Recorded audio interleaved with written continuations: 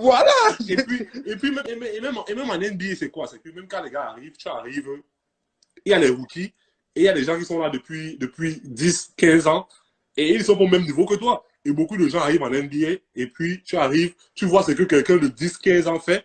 Il a sa voiture, il part tous les soirs, il boit, il fait ses trucs. Toi aussi, tu veux faire la même chose. Mais tu te dis que le gars a travaillé pendant 10 ans pour pouvoir faire ça. Toi, tu es au Exactement. début, comment tu n'as pas les mêmes moyens. Et puis, bon, parfois, les chiffres de Google, c'est pas la même chose. Voilà. Donc, les chiffres que Google donne, c'est pas la même chose avec ce qui tombe dans le compte. Exactement. Exactly. Tu vois un peu, non? Mais les gars oublient.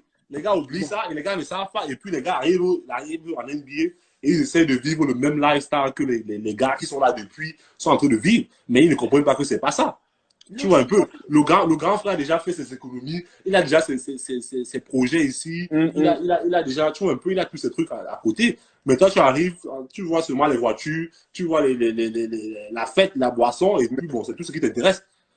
Tu parlais de voiture. Je te raconte une histoire qui m'est arrivée quand j'arrive à Arsenal. J'arrive à Arsenal, 17 ans. Je ne peux pas encore conduire. J'attendais, j'allais sur mes... Quand j'ai 18 ans, Thierry Henry, il avait une... À l'époque, je sais pas, à l'époque, je crois que je gagnais. À l'époque, je pense que je gagnais. Je quittais de la France, je gagnais peut-être même... Je gagnais peut-être 4 000 euros. Donc, j'arrive en Angleterre, on me donne 15 000 euros. Imagine un jeune qui gagnait 4 000 euros, je ne sais pas combien, je sais pas combien il gagnait. Je me trouve à 15 000 euros. Donc, je deviens bête. Non, je te vois pas. Je vivais seul. Tu vois que quand tu viens dans un pays, tu es seul. Tu quittes de 4 000 euros à 15 000 euros, tu es seul. J'arrive au camp d'entraînement, Thierry Henry avait un Lincoln Navigator. Ouais. Et à l'époque, il y avait les roues qui tournaient. Qui tournaient. Les rims là. Les rims là. J'arrive. Je vois le King. Parce qu'on l'appelle le King. Je vois le King arrive. Il sort la voiture, le Lincoln. Il vient, il gare. Je reste comme ça, je dis merde, voilà un petit 18 ans, le cœur. Tu dis que non. Je prends la voiture. J'arrive, c'est que ce qui est bien ici, c'est que quand tu as le contrat, même si c'est que tu as un contrat, on va te donner la voiture. Tu passes, tu prends ton contrat, leasing, non? Ouais. Le gars prend, je m'en vais faire un leasing, on me donne la voiture, je prends la voiture, je viens avec. Et moi, j'habitais du camp d'entraînement, peut-être 2 heures du camp d'entraînement. Tous les jours, je mettais peut-être tous les 2 jours, parce que ça consomme. C'est une voiture américaine. Je mettais le plein. Un matin, je me lève. Je vais ouvrir mon frigo. Le frigo est fini parce que tout l'argent a été dans l'essence. Parce que je voulais imiter. C'est que le grand frère faisait. Et un matin, il me voit. Tous les jours, je garde. Un matin, j'arrive au camp d'entraînement. Je m'en vais. Je dis au gars qui m'a vendu la voiture que pardon, donne-moi la Toyota. Ça n'est pas mon niveau, ça.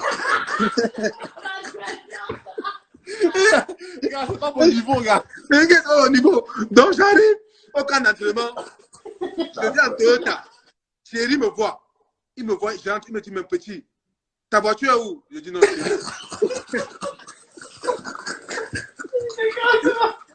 C'est pas mon niveau. Il m'a dit que mon petit, ta voiture est où? Je dis non, Titi, pardon. C'est pas mon niveau. Laisse-moi, je suis là. Regarde, moi j'arrive à petit Toyota ici tranquille.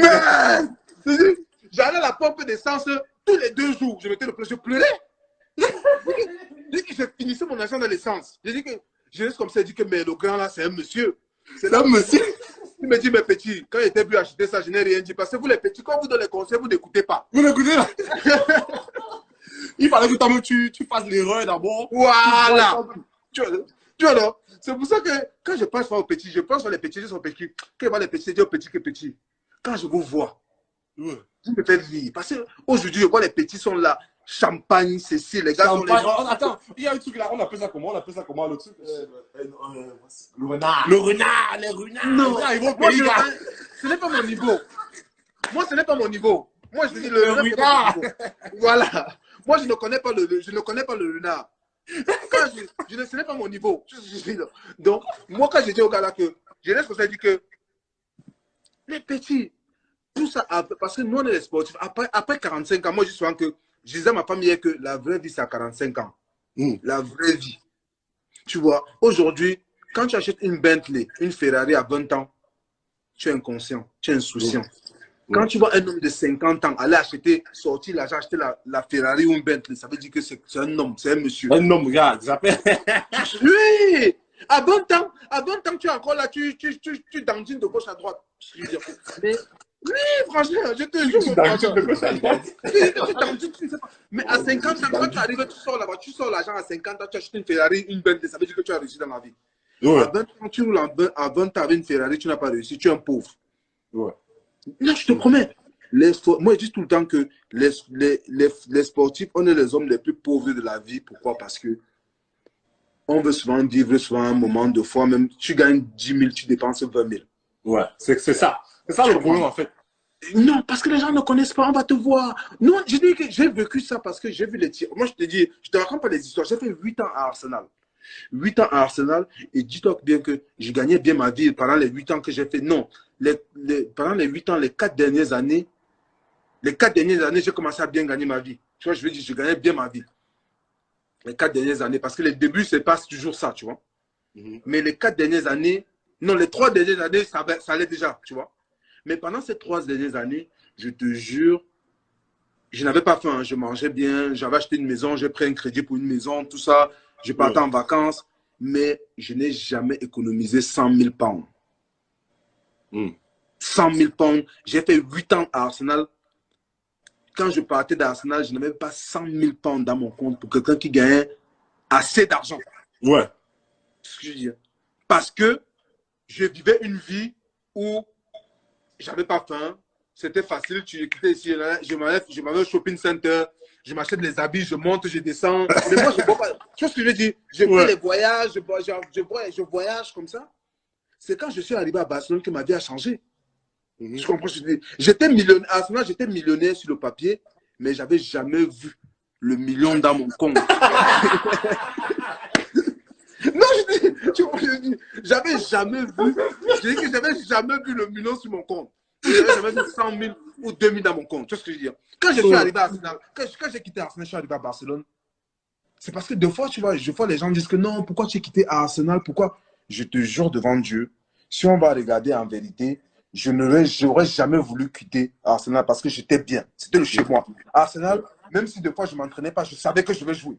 Je vais jouer, ouais, mais ça, c'est la maison. Voilà. Mais à un moment donné, le football, c'est mon travail. Tu comprends? Où tu restes, tu joues, tu gagnes encore en autorité, où tu vas assurer ton avenir. À un moment donné, tu restes comme ça. Je suis resté comme ça. J'ai dit, mais je regarde ma femme à la maison. Ma femme me joue là, elle me dit, est-ce que tu es sûr que tu vas jouer à Barcelone? Est-ce que tu vas aimer? Je dis, c'est pas grave. Et que dès qu'on m'a envoyé le fax, quand j'ai vu le casser 4 fois sur le papier,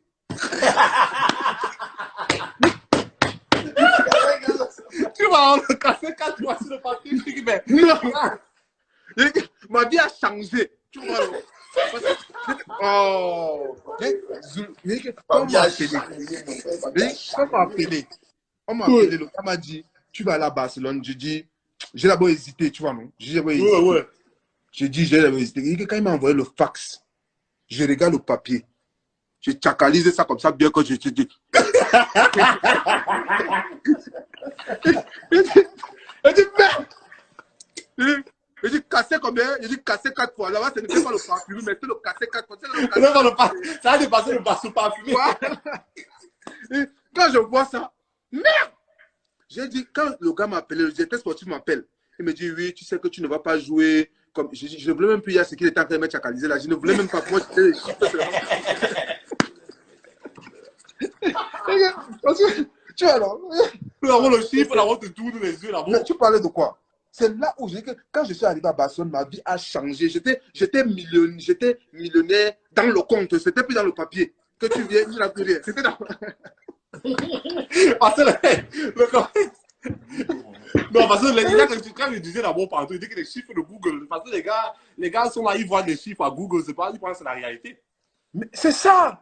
C'est ça que les gens ne comprennent pas. Et beaucoup de gens vivent par rapport à ça. Au lieu de vivre par rapport, tu penses que non, ok, il faut que je save ça, je garde ça, que j'investisse ici, pour que l'argent continue à tourner, ça revienne.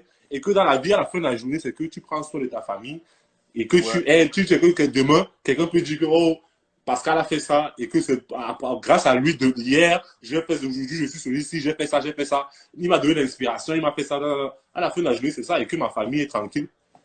Ça, c'est la vie. Hein.